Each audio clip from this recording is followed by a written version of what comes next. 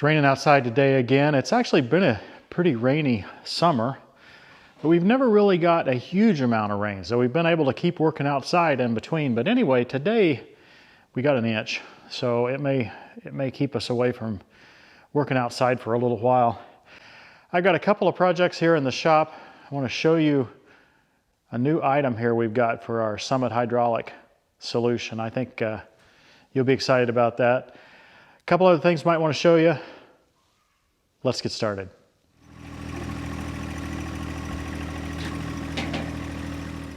I showed you this rear hydraulic valve back, I believe in February of this year. It's a solution that I worked on with Summit Hydraulics. They agreed to work with me to custom design this for the 1 Series tractor. And oh, by the way, it will work well on other subcompact tractors, maybe just a couple of tweaks. But just as a reminder on it, it's a rear solution that allows 2 to 4 rear hydraulic outlets. It connects to a Power Beyond. So if you have a Power Beyond on your tractor, if you have a backhoe, for instance, you're ready to go. You can get the Power Beyond kit for the Deere tractor here for about $180. We show an installation of the Power Beyond kit on 2 different 1 Series tractors, an older one and a newer one, in a prior episode. But this rear kit will work with that. At the time we did this video, I mentioned that we would have some upgrades to it, or at least I hinted at such a thing. Well, today I'm going to show you the major upgrade that we were talking about, and that is adding a front third function option for your loader using one of the rear valves of this kit. If you remember, I chose the 4 valve rear kit for my tractor. What I've done here to get started with the third function add-on is I've removed one of those 4. So now we just see 3 pairs of hoses here, and the bottom 2 here are elbows going to these hoses right here. Okay? These hoses run all the way under the tractor to the front end. We'll go around there and show you that. But basically what we're doing is we're using that bottom valve and routing it to the front. My tractor has the Deere third function kit on it, so I don't really need this solution for my tractor. I'm showing it to you because you probably need it if you don't have the Deere third function kit. The Deere third function kit's pretty expensive. This entire solution will be cheaper than the Deere third function kit as long as you have your dealer install the Deere third function kit, right? I think it's like $1,400 often when you have the dealer install it. It may be $800 or so in parts. I can't remember the details, but it's hard to install.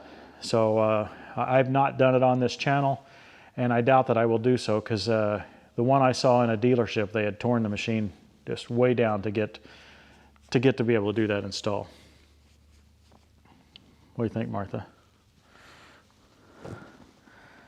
It's kind of a bum day. It's inside here, and yeah, we'd like to be out doing something, wouldn't we? So anyway, since I don't really need this third function kit, I haven't mounted it perfectly. I've mounted it far enough that I believe I can show you how it's going to work.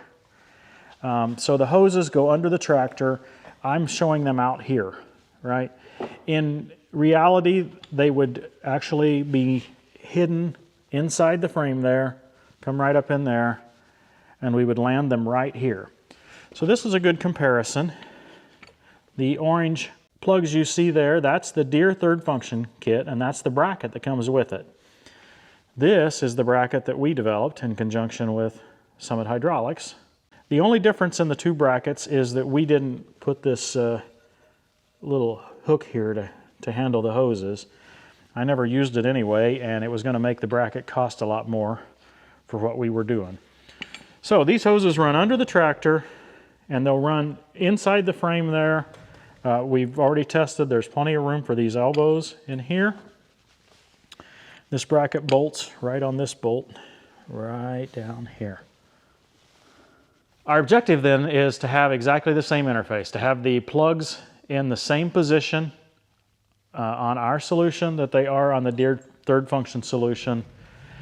And if we're going to continue that compatibility or functioning the same, we're going to have a joystick mount. okay? So when you buy this kit, not only can we put one valve on the joystick, we can put two valves on it. So this is, you might say, up and down, or clamp and release on one of the valves. Well, this is on the second valve. So the first valve you have on the rear end, you can still control up here as well. That's an improvement over what I showed you in February, and I'll get to a little more detail on that. But if you buy the kit today, if you don't have any of the Summit parts on your tractor yet, and you buy the kit today, for the third function, you'll get the joystick. And if you buy a 3 or 4 valve kit, you'll still get one of these switch mechanisms. I might have it laying around here somewhere. You'll get this switch mechanism with 1 or 2 switches on it, right? Because you won't need the full 4 switch, because the first 2 of them will be on the joystick. Let's talk a little bit about how the electrical connection works here. The power comes first to the joystick or the control switch. So if you only got 2 valves and you order the third function kit, you're only going to get the joystick. Your long power wire comes off of that. And I think in the demos that we installed it directly to the battery. Summit includes this little add-a-fuse. Their intent is for you to use a little add-a-fuse, and so you can put this into the fuse block, into any existing fuse. They include a 10 amp fuse on this one, right? And you put the existing fuse right beside it for the existing circuit. These are quite popular now, and it does make an easy way to wire up without having to do any major connections. If you need both the joystick and the 2 additional switches here for a 3 or 4 valve system, then they include this Posi Tap. Okay, it's a very nice, high quality way to tap into an existing line without fear of breaking that line, so that you don't have to make 2 trips to the fuse block or the battery. You can connect to the battery right here, close to each one, because both of these need to run to power. Let's see how this looks in the back. The wiring you see right here are a pair of leads for each of the valves. All 8 of these connectors are going to my 4 switch block that you see up there. If you get the third function kit, 2 of those are going to be off of the joystick, and they give you the same kind of pigtail here, and so you would just replace. And again, you'll see 2 shorts and 2 that are slightly longer. You put your 2 shorts together at the bottom, your 2 slightly longer here, and that would allow the joystick to control these 2 valves. Okay, so that's a way you can choose which valves you want to control with the joystick or with the other 2 switch blocks. It gives you a lot of flexibility. Now, for those of you that have already bought the 2, 3, or 4 valve solution for the rear kit, and you've been waiting for this front third function, there's 2 things you need to buy. This portion of the discussion is only for those of you who have bought the kit since February. If you have not bought anything yet, it's much simpler, so hang on for that. But if you're wanting to upgrade, you've got an existing solution, you need to buy the third function upgrade for EVK. And then if you want the joystick, you'll have to buy that separately. It's not included in the front third function add-on. And if you're kind of OCD and you don't like that you have a 4 switch manual switch box for the only 2 you have left, right? You can buy a single or dual switch block to get things, all evened out with where your switches belong. Those extras are only needed for those of you who bought early. There's always a price to pay, it seems like, for being an early adopter. But hey, remember, you got to try this early. You got to have the feature for all these months. It's turned out to be a lot longer than we thought it would. Now, if you haven't purchased anything, there is a standalone kit that includes the joystick, the appropriate number of switch blocks for a 3 and 4 valve kit, and everything you need to have the rear valve, the hose extensions here, all the way up to the front. So that's all included in one kit. You don't have to buy anything extra. This is something that I felt like was needed for these little machines. I really think this is the ultimate hydraulic solution for these little tractors. Can we improve it over the years? Well, I'll keep trying, and I'll keep working with Summit, and I'm thrilled to find a partner like Summit that we can work together and make this happen. But I'm not doing it for the money. I mean, we do make a small commission if you buy from Summit Hydraulics and you use coupon code TTWT. And we appreciate your support on that, because if we didn't see any positive results, no partner would be willing to work with us to try to design a new solution like this. As it is, Summit is willing to work with us, and through your support of our channel, they will continue to work with us and continue to respond to requests that we have of how we can improve this kit and add other options and extensions to it, and maybe even some totally different kits to make our lives easier. And yeah, that's really what we're trying to do. From the beginning, we've tried to say that these little tractors are more capable than what they were being given credit for at the time. And so for the first couple of years, a lot of the comments we had is, oh, that little tractor won't do anything. It's kind of fascinating, because now we don't hear that comment anymore. So we were successful there. We're doing this because it's fun, because I love tractors. And we're also doing this to try to help the tractor community become more knowledgeable about their machines, and to have some accessories that will make your lives easier. And I showed you what came with the third function kit on the tractor side, but this is what comes on the loader side. These hoses are sized appropriately. There's couplers that go on here that connect into the third function on the tractor, right there at beside the engine. And it will fasten right here. You know, we'll use zip ties. This is what we're replacing. This is the Deere kit right here. Okay, so the ends of our hoses will look just like that. And we're replacing these two hard lines here all the way down to the loader. And I say replacing. In your case, it won't be replacing. This is just a substitute for it, because that comes with the Deere third function kit. This is what we're providing. I expect there'll be changes to this kit. I'm calling this the ultimate hydraulic kit for subcompact tractors. I really do expect there'll be changes for this going forward. It's possible that I may have had different fittings on the end than what actually goes with the kit. You know, some things may have changed. I'll keep a complete written article up to date at tractoruniverse.com. If you haven't heard of tractoruniverse.com, this is a community site that we're trying to build up such that you guys, our viewers, and other tractor community folks can support each other. I just get more questions than I can handle, and they're questions oftentimes that perhaps somebody else on our community would know the answers to. In fact, very likely they would. But also, the questions get asked privately, and it would be better if they were asked in a setting where other people could learn from the answers to those questions. So tractoruniverse.com, sign up. If you've got some tractor knowledge, you've been around a while, please check it out and try to answer some questions there. We'd really appreciate it. But I'll have an article on there. It's already there, tractoruniverse.com. You go to the manufacturer sorting there, and you can choose Summit Hydraulics, and you will see the article there with all the latest on this ultimate hydraulic solution. One thing I failed to mention was, while this bracket here is specifically purpose-built for this location right here, the way it's made, it can be used on a lot of other pieces of equipment, right?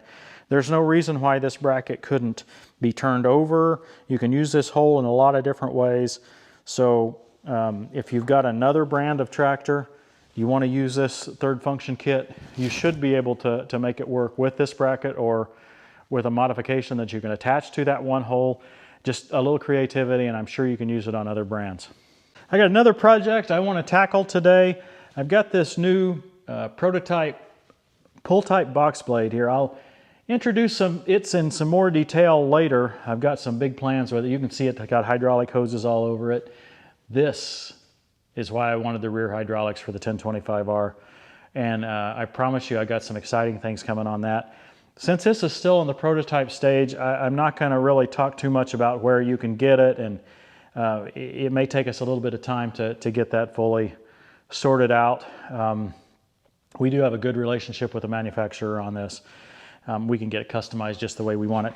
But one thing I'm going to try to put on it today is this thing that's called a tamet, okay? And, well, I don't have all the pieces here in front of me, but this has got a bracket up here at the top to be able to hold all of these hydraulic hoses. The idea is to get them up high enough, have this little spring-loaded thing here so that they don't break if you turn, but it keeps them up out of the drawbar, away from the 3-point links. This thing can be attached several different ways. I'm choosing this little weld-on bracket right here, and I'm going to put it, I could try to put it on the top here, but I'm afraid that it might not be strong enough. That's not a very big weld point, so I think I'm just going to try to weld it right here on the side. I'm a beginner welder, so rather than trying to do a vertical weld here, I'm going to take the drawbar off right here.